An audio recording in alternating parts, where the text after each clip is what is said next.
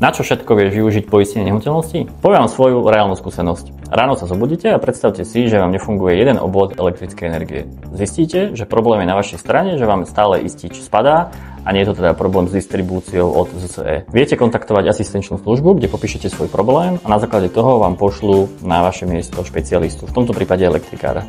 Takto som postupoval aj ja a elektrikár špecialista teda zistil, že problém je v elektromotori v rámci teda čerpadla v septiku. Dané čerpadlo zoskratovalo a tým pádom nám stále vyhadzovalo istič. Výjazd špecialistu spolu s popisom a zistením chyby stál 250 €. Podľa toho, akú máte poistku nehnuteľnosti, tak asistenčná služba vám môže preplatiť napríklad 150 alebo 300 €. A takisto podľa typu zmluvy, akú máte uzatvorenú, môžete mať preplatený skrat elektromotora v limite od napríklad 200 do 500 €. Čiže poďme si zrekapitulovať, čo potrebujete spraviť. Poprvé, kontaktovať asistenčnú službu, kde vám zorganizujú a uhradia príjazd špecialistu. Po druhé, nahlásiť poistnú udalosť do vašej poisťovni, z ktorého vám potom bude uhradený skrat elektromotora.